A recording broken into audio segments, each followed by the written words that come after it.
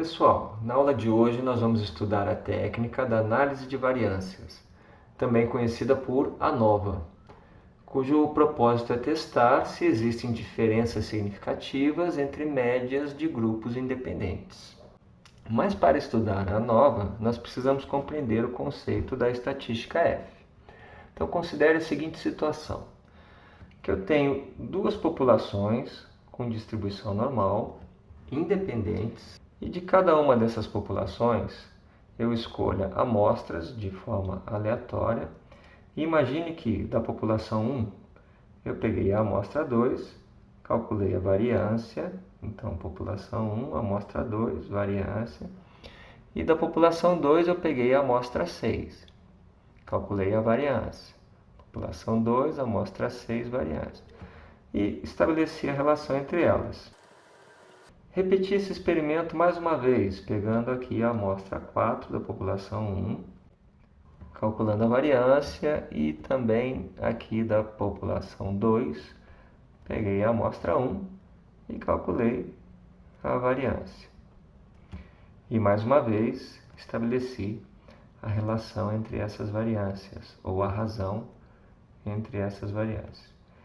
E repito esse experimento um número muito grande de vezes.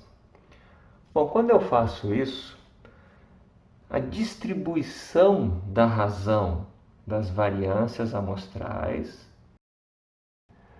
é conhecida como estatística F. Essa distribuição pode ser alguma coisa parecida com isso, que é definida pela razão entre duas variâncias.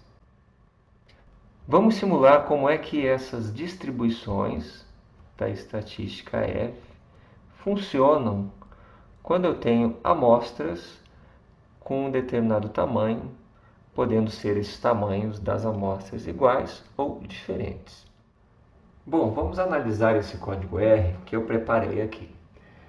Vejam, inicialmente eu criei uma variável nsim, número de simulações, e iniciei essa variável com um número 100.000, quantidade de simulações que nós vamos efetuar essa relação, essa razão das variâncias amostrais.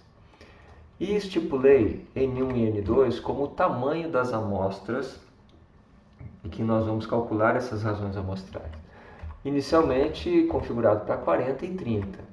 E nesta linha eu inicio esse vetor fs com o tipo numérico e com o tamanho do número de simulações, e esse vetor vai conter essas estatísticas f, essa relação entre as variâncias amostrais.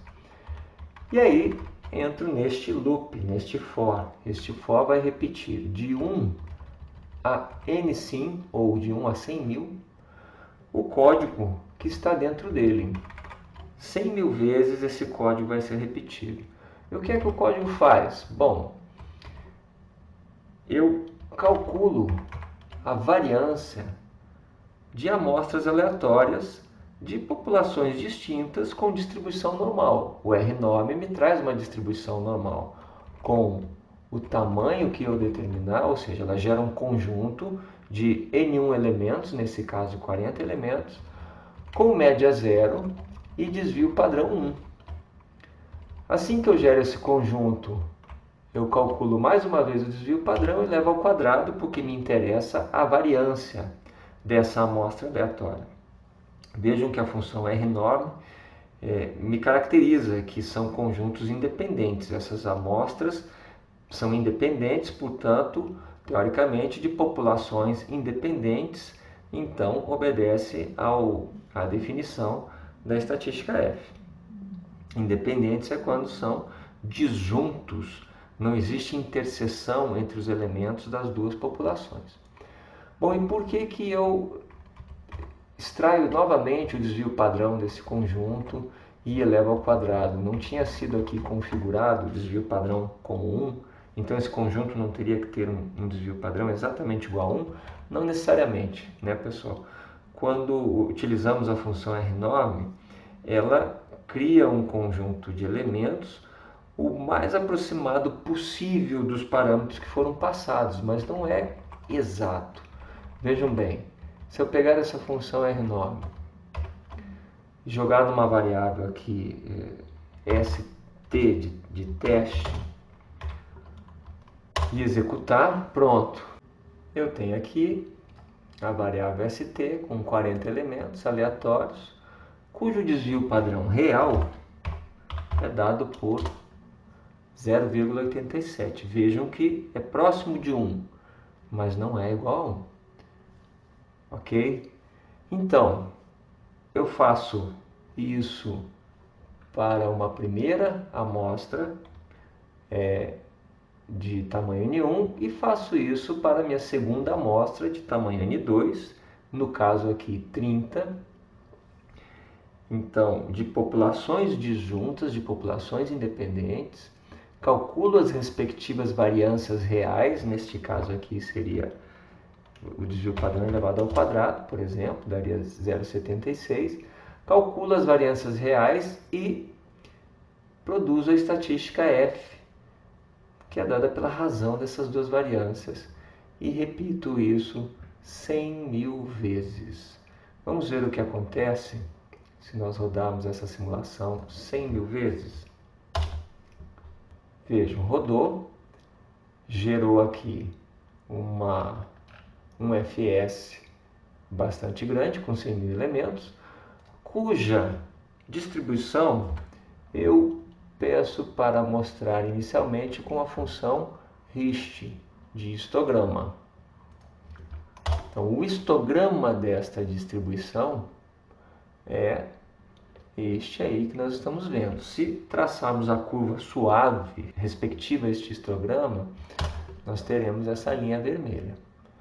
Vejam que esta curva foi definida para um tamanho de amostra 1 igual a 40 e da amostra 2 igual a 30, que aqui nós vamos representar pelos respectivos graus de liberdade.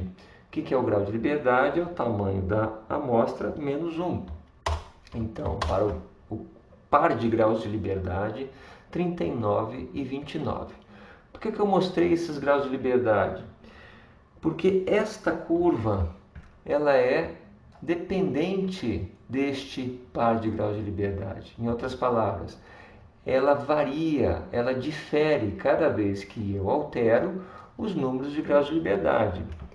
Verifiquem, por exemplo, se eu mudar aqui para 10 e aqui para 70, que curva eu vou obter? Vamos rodar a simulação. E eu não vou pedir para gerar novamente o histograma, vou simplesmente rodar a nova curva respectiva para que vocês observem que ela é diferente da curva anteriormente produzida. Vejam como seria a nova curva. Olha só, é uma curva diferente. Ou seja, o par de números de graus de liberdade produz uma curva específica para este par.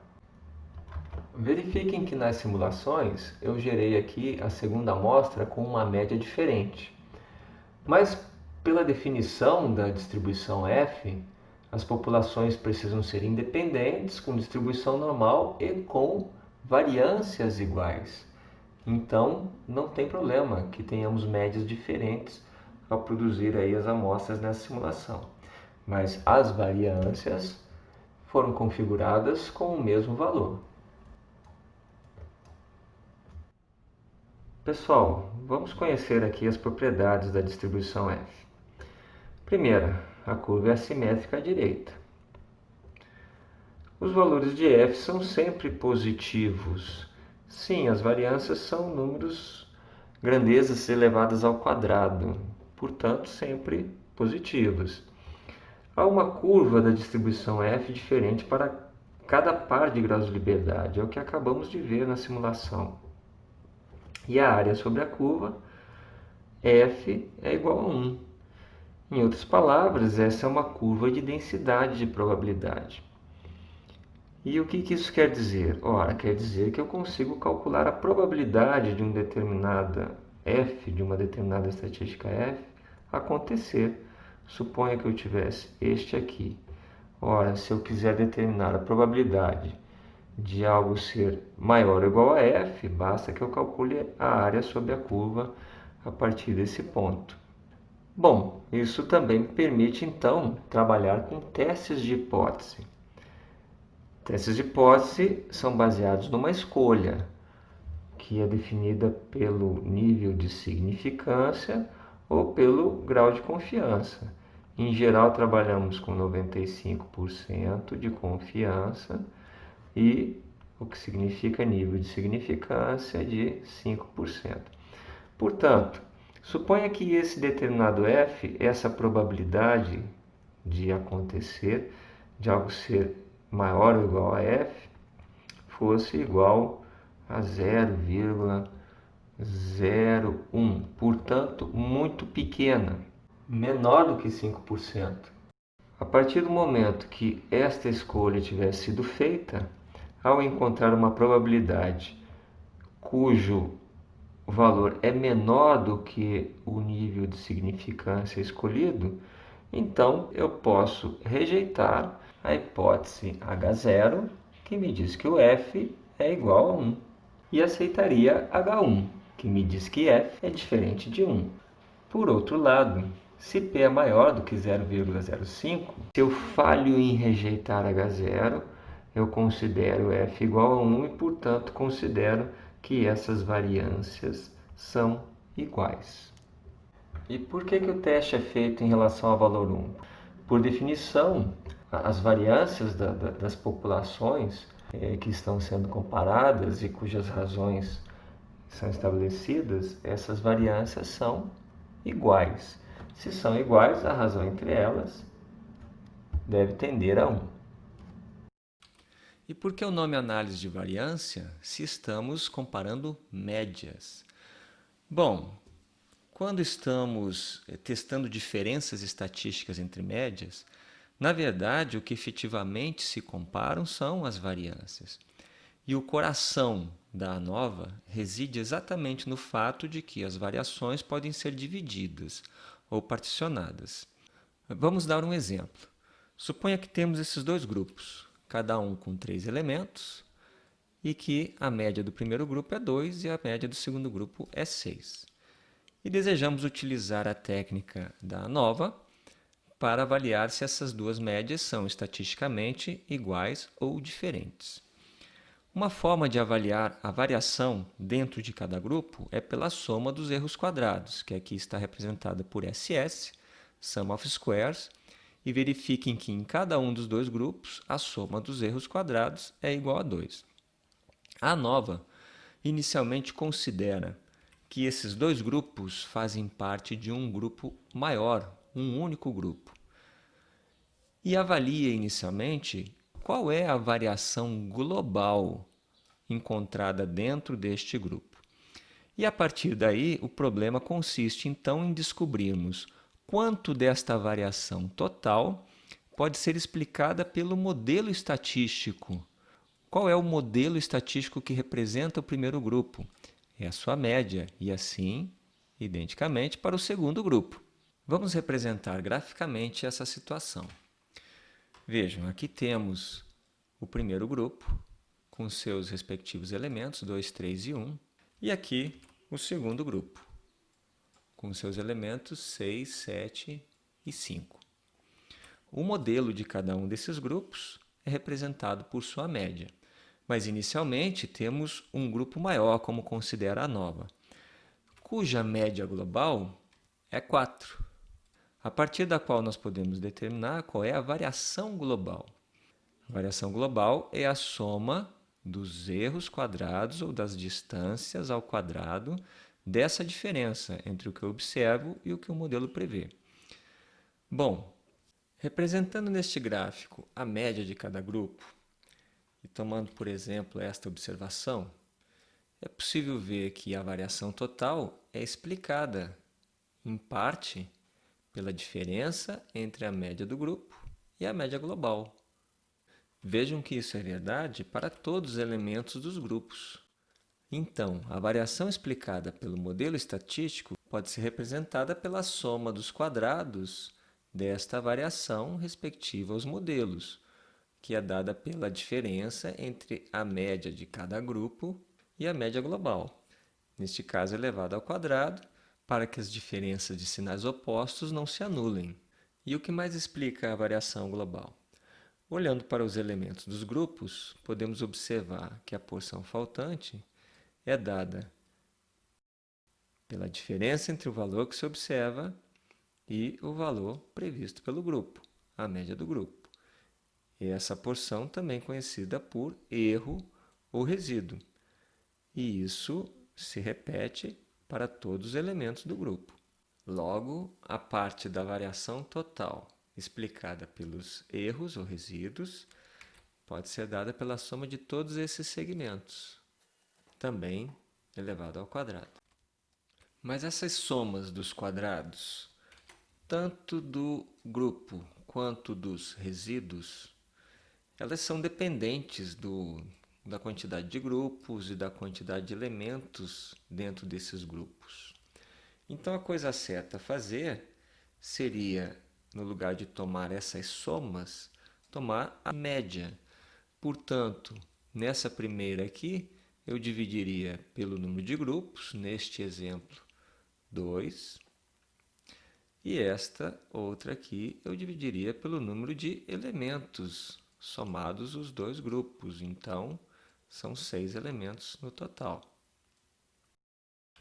No entanto, como estamos falando de amostras, o certo é dividirmos pelo número de graus de liberdade, que no caso dos modelos seria dado por 2 menos 1. E no caso do número de elementos, seria dado por 6 menos o quantitativo de grupos. Por quê? Ora, em cada grupo eu tenho 3 amostras menos 1. Esse seria o número de graus de liberdade do grupo 1. No grupo 2 também. Somados esses dois, encontramos 6 menos 2, que é o que temos aqui. Agora temos a variação quadrática média dessas grandezas. E vamos representar essa primeira por ms do modelo, mean square do modelo, e a segunda vamos representar por ms do resíduo. Apresentando essas relações com a devida formalidade, nós observamos que a variação quadrática média referente ao modelo é dada por uma soma de diferenças ao quadrado sobre o número de graus de liberdade. A variação quadrática média devida aos resíduos também é dada por uma soma de diferenças ao quadrado pelo número de graus de liberdade. Isso é exatamente a definição de variância. Ou seja, se eu tenho aqui duas variâncias, eu posso utilizar a estatística F para verificar se essas variâncias são iguais ou diferentes. Se forem iguais, a variação média explicada pelo modelo é igual à variação média explicada pelo resíduo, o que significa que não há diferença entre os grupos. Os dois grupos pertencem a um grupo maior e só existe variação residual. Então, não existe diferença significativa entre as médias dos grupos. Vamos ver qual seria a conclusão para o exercício em estudo. Ao efetuar o teste ANOVA, a soma dos erros quadrados seria calculada para modelo e resíduo, número de graus de liberdade, as variações médias e estimada a estatística F, que nesse caso deu 24 para esse par de número de graus de liberdade, cuja probabilidade encontrada deste F nesta curva é 0,08. Qual seria esta curva? Essa que está aqui representada, aonde para uma confiança de 95%, o F limite seria 7,71. Então, este intervalo tem 95% de confiança. O que for encontrado fora desse intervalo, então tem uma probabilidade muito pequena, como é o caso do que encontramos. O F24 estaria muito distante, nem está representado nesta figura. Portanto, com uma probabilidade muito pequena, menor do que 0,05 para o caso de 95% de confiança, nós temos evidências para rejeitar a hipótese nula, o H0. Portanto, concluímos que devemos aceitar a hipótese alternativa que diz que f é diferente de 1. Se f é diferente de 1, a variação quadrática média explicada pelo modelo é diferente da variação quadrática média explicada pelos resíduos. Portanto, as médias dos grupos são estatisticamente diferentes. Eu preparei aqui uma simulação que nos permite enxergar um pouco melhor como se dá esse cálculo da análise da variância. Vejam o seguinte, aqui as médias dos dois grupos estão suficientemente afastadas da média global e, portanto, afastadas entre si. O que aconteceria se essas médias caminhassem no sentido da aproximação da média global? Bom, nesta simulação, eu calculei cada uma das componentes da variação. Então, esta é a variação total, esta é a variação explicada pelo modelo, aqui a variação residual, a variação média quadrática explicada pelo modelo e a variação média quadrática explicada pelo resíduo e a estatística F com a sua respectiva probabilidade. Então, vamos acompanhar o caso em que essas médias se aproximam da média global. Arrastando este slider, verifiquem que as médias começam a se aproximar da média global e todos os parâmetros de variação vão sendo recalculados. Vejam que o meu f já mudou de 24 para 19, mas a probabilidade ainda é muito pequena. Vamos avançar um pouco mais. Olha, o f vai reduzindo, sua probabilidade aumentando. E o que acontece com a variação explicada pelo modelo? Ela começa a cair. Olha, a variação continua reduzindo um pouco mais, até o momento em que essas médias se igualarem à média global, ou seja, nada mais será explicado pelo modelo. Toda a variação estará contida na variação residual. Vamos observar o efeito. Olha, reduzindo um pouco mais, continua caindo.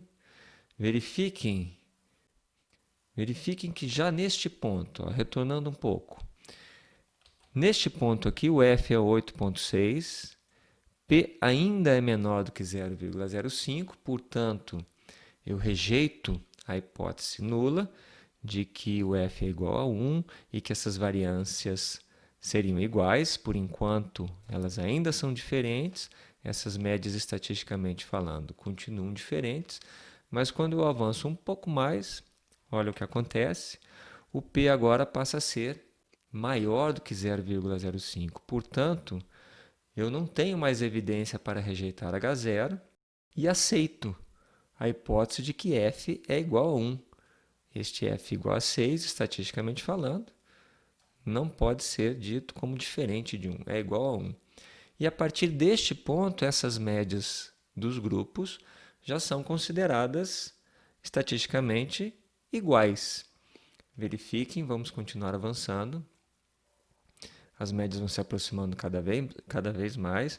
Olha o que aconteceu com a variação explicada pelo modelo, ela já é menor do que a variação explicada pelo resíduo, até que essas médias se igualem à própria média global, o que significa que nada mais é explicado pelo modelo, nada mais é explicado pelas médias dos grupos, e que a variação total do meu grupão é explicada tão somente pela variação residual, que é a diferença entre as observações e o que o modelo prevê. Pessoal, e se tivéssemos mais do que dois grupos? Bom, o processo é o mesmo, tudo se resume a explicar a variação total por meio da variação explicada pelos grupos e da variação residual, que são os fatores externos, é o acaso. Não importa quantos grupos eu tenha, eu sempre terei a variação total explicada por dois termos, e aí o processo segue na identificação da estatística F. Então, a ANOVA só é capaz de me dizer que ou todas as médias são iguais, ou que existe pelo menos uma média diferente das demais. Mas quem é esta média diferente, ou quais médias são diferentes, quais médias são iguais, a ANOVA não me diz. E eu preciso então partir para um segundo passo, que é a execução de testes post-hoc. Um teste post-hoc é um teste executado a posteriori. E nós poderíamos, por exemplo, utilizar o teste T de Student, combinando-se matematicamente os grupos 2 a 2 para verificar se têm médias iguais ou diferentes? A resposta é não. A primeira razão é que, na medida em que a quantidade de fatores ou grupos aumenta, então também aumenta a quantidade de testes. Por exemplo, se eu tiver 3 grupos, eu faço 3 testes. Com 4 grupos, são 6 testes, 5 grupos 10, 6 grupos 15 e assim por diante. Isso poderia inviabilizar o estudo da ANOVA. Mas a razão mais importante é que poderíamos propagar o erro amostral ao fazer essa comparação 2 a 2 utilizando-se o teste T. Por exemplo, se tivéssemos 3 grupos, para concluirmos pela não rejeição de H0, cuja probabilidade é em geral de 95%, esse fenômeno teria que acontecer simultaneamente nos 3 testes. A probabilidade de fenômenos que ocorrem simultaneamente é dada pelo produto, ou seja, teríamos um total de 0,85 ou de 85,7%, o que significa que o nosso nível de confiança real não é 95 mais, e sim 85,7%. Olhando pela ótica do erro, significa dizer que o nosso erro do tipo 1, que era de 5%, foi triplicado, sendo agora de 14,3%. Bom, mas existem testes post-hoc que corrigem essa propagação do erro amostral. A primeira delas é a correção de Bonferroni, que consiste basicamente em dividir a significância original pelo número de testes de grupos 2 a 2 combinados. Bom, imagine que tenhamos 10 testes. Então, a significância em geral de 0,5%, de 5%, é dividida por 10 e temos uma nova probabilidade, um P crítico, que é 10 vezes menor do que o original. Na prática, isso significa em aumentar a confiança, diminuir a região crítica e, com isso, aumentar a probabilidade de rejeitar um efeito que realmente existe, aumentando-se assim a probabilidade de um erro do tipo 2. E isso torna a rejeição de H0 mais difícil de acontecer. Existem outros 2 tipos de teste post-hoc. O segundo é o método de Bonferroni-Home, que nada mais é do que um aprimoramento, um aperfeiçoamento da correção de Bonferroni. Aqui eu descrevo o algoritmo de forma simplificada, mas nós não vamos entrar nos detalhes. E um terceiro método, que é o método de Tuckey, também denominado teste da diferença honestamente significativa. Esse teste garante que a taxa de erro da família de testes seja exatamente a significância escolhida para o teste. E que método nós devemos utilizar? Bom, ao executar uma ANOVA e descobrirmos que os grupos diferem, se não tivéssemos inicialmente nenhuma hipótese sobre qual seria o grupo diferente, então teremos que executar um teste post-hoc. Quando as amostras têm tamanhos iguais e as variações dos grupos são semelhantes, o Tuckey é a melhor opção. De outra forma, podemos utilizar o Bonferroni e o Bonferroni-Holmes. Vamos fazer um exercício que aplica todos os conceitos vistos até o momento. Então, vamos considerar um modelo que é composto por uma única variável independente e categórica com 3 categorias, que representam os 3 partidos supostamente mais influentes na Câmara dos Deputados: MDB, PSDB e PT. Bom, vamos considerar que a variável dependente consiste no tempo em minutos de exposição na mídia. Nos últimos 100 dias, dos respectivos líderes concedendo entrevistas. Essas entrevistas foram medidas em minutos e uma média estimada. As medições feitas nas entrevistas estão representadas por esses 3 conjuntos, respectivamente. Verifiquem que são conjuntos aleatórios, com distribuição normal, cada um deles com 100 observações. No primeiro, o MDB, observa-se uma média de 5 minutos para as entrevistas do líder na mídia. Para o PSDB, 15 minutos em média e o PT, 5 minutos em média, com desvio padrão igual a 2 em cada um dos conjuntos. A partir desses dados são calculadas as médias de cada grupo, os respectivos desvios padrão, o comprimento de cada grupo e o comprimento total. Depois é construído um grupo maior, chamado de grupão, com todos os elementos dos 3 grupos anteriores e calculada a média desse grupão. Em seguida, é calculada a variação total. Lembrando do exemplo anterior, nesta aula, a variação total é dada pela diferença entre cada observação e a média global ao quadrado. Então, é o que vemos aqui. Cada elemento menos a média global ao quadrado, tudo isso somado.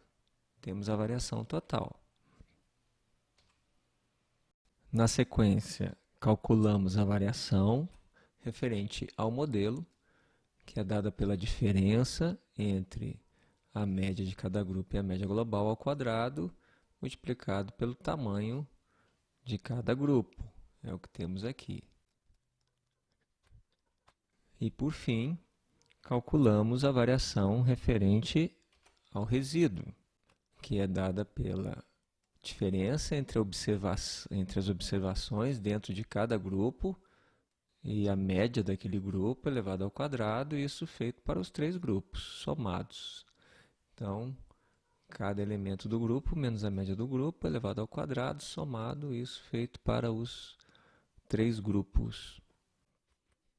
Bom, se calcularmos 2 dos termos anteriores, podemos obter o terceiro termo por esta expressão. Continuando, determinamos o número de graus de liberdade para o modelo, que é o número de grupos menos 1, número de graus de liberdades do resíduo, que é o número total de elementos contabilizados todos os conjuntos, menos a quantidade de grupos. E agora temos todos os elementos para calcular a média quadrática do modelo e a média quadrática do resíduo. Determinamos, então, a estatística F. Com a estatística F mais o par de número de graus de liberdade, nós, então, calculamos a probabilidade daquele F ocorrer dentro da curva para aquele par. Vamos executar todo esse trecho de código e ver qual o resultado encontrado. Vejam que o F foi encontrado para um valor de 854, cujo p-valor é muito pequeno, menor do que 0,05. Então, temos evidências estatísticas para rejeitar a hipótese nula de que f é igual a 1. Portanto, as variâncias são diferentes e, pelo menos, a média de um dos grupos é diferente da dos outros. Isso era esperado, uma vez que sabíamos que uma das médias era bem diferente das demais. Veja que para o PSDB, média é 15, e para os outros 2 partidos, a média era 5. Bem, nesta primeira parte do exercício, nós calculamos todos os elementos da ANOVA para então encontrar a estatística F e calcular a probabilidade dessa estatística F acontecer na curva de um determinado par de graus de liberdade. Mas na prática não é isso que vamos fazer. Na prática, vamos utilizar uma função específica do R que vai fazer todo esse trabalho para nós. Vejam, por exemplo, este segundo exercício que foi preparado aqui. E vamos supor o seguinte, que temos um conjunto de dados que não conhecemos. Ele está num arquivo denominado tempopartido.csv. Inicialmente, vamos ler este conjunto de dados e jogamos na variável dados. uma primeira exploração.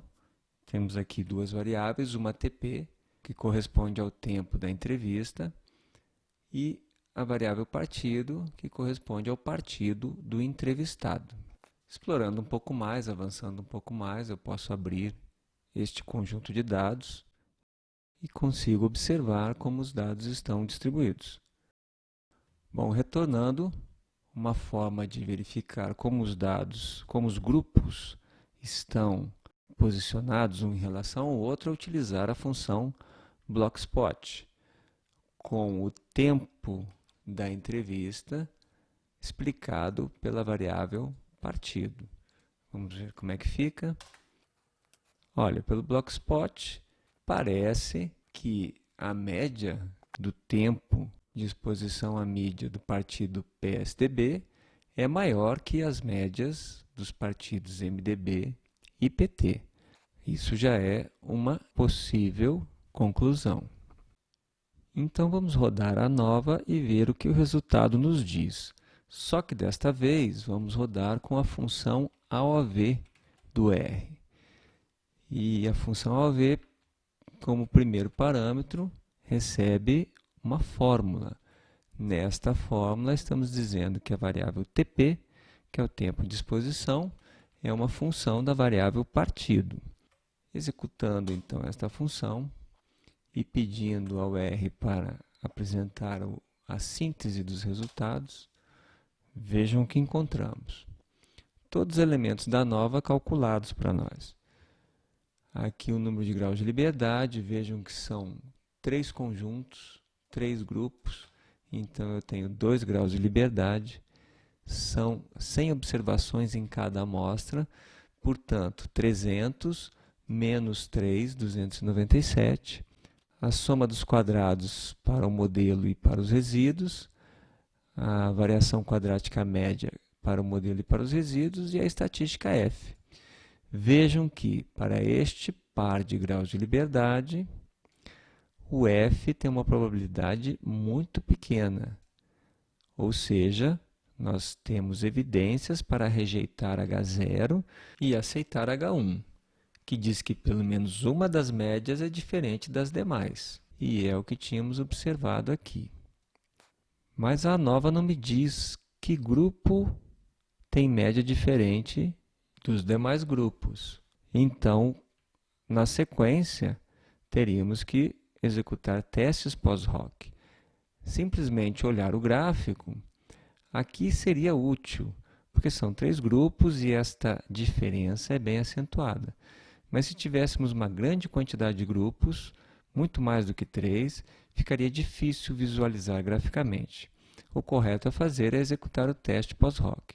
Nesta linha de código, então, estamos executando o primeiro teste pós-hoc utilizando o algoritmo de Bonferroni. Vamos ver como é que o R retorna para nós.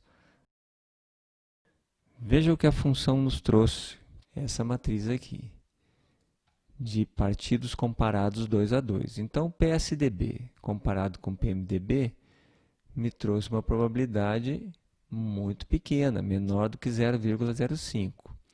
Ou seja, evidência para rejeitar H0, portanto, PSDB e MDB têm médias diferentes. É o que conseguíamos observar no gráfico. Quando olhamos MDB com o PT, o P é maior do que 0,05 e não temos evidências para rejeitar H0, portanto, não há diferença entre as médias de PT e MDB. Também é o que esperávamos aqui pelo gráfico. Comparando PT com PSDB, a probabilidade é menor do que 0,05.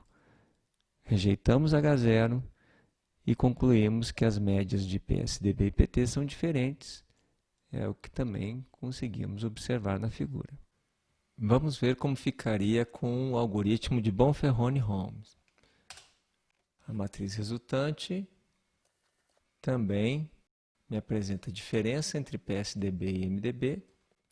Não há diferença significativa entre PT e MDB e existe diferença significativa entre PSDB e PT. O mesmo resultado do anterior. E por fim, se utilizássemos o teste de Tuckey, precisamos carregar esse pacote, multicomp, e a função é diferente. O que é que eu passo como parâmetro? O modelo, o tipo do teste e qual a minha base de dados. Executando, tenho essa matriz que me diz o seguinte: a diferença entre PT e MDB é zero? Não é. PSDB e MDB não podem ter diferença igual a zero. PT menos MDB resulta em diferença zero?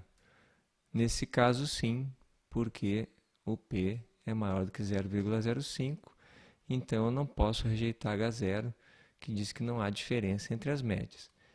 E PT e PSDB, a diferença entre eles é zero? Não, isso também não é. Eu rejeito H0 e aceito que as médias desses dois partidos são diferentes, batendo aqui com o que eu observo na figura. Então vejam que na função pairwise ttest eu passo a variável de saída e o preditor e digo qual o método que quero usar. E na variável e na função glht eu passo o modelo da ANOVA e o tipo do teste à base de dados, onde o modelo da ANOVA é aquele retornado pela função AOV. Bom, pessoal, um último tópico. A ANOVA é igual à regressão múltipla? Vejamos o seguinte: se eu executar a função LM com a fórmula da variável TP sendo explicada pela variável partido, que é uma variável categórica com 3 níveis, o que é que eu obtenho como resultado? Essa saída já é conhecida. É exatamente o resultado da regressão múltipla, onde eu tenho aqui os meus coeficientes e se esses coeficientes são significativos. Mas vejam que o resultado da regressão múltipla me traz a estatística F, também os números de graus de liberdade e o p-valor calculado para aquele F e este par de graus de liberdade.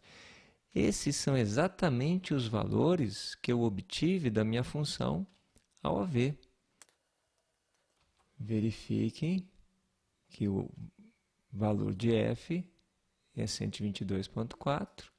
Eu tenho 2.297 graus de liberdade e tenho um p-valor de 2 vezes E a menos 16. Bom, e o que mais eu posso concluir? Ora, eu tenho na regressão linear se os meus coeficientes são significativos. E como eu estou falando de uma variável dummy com 3 categorias, como é que eu interpreto a regressão linear? Bom, esse daqui é o valor esperado para a minha categoria de referência, que no caso é o MDB.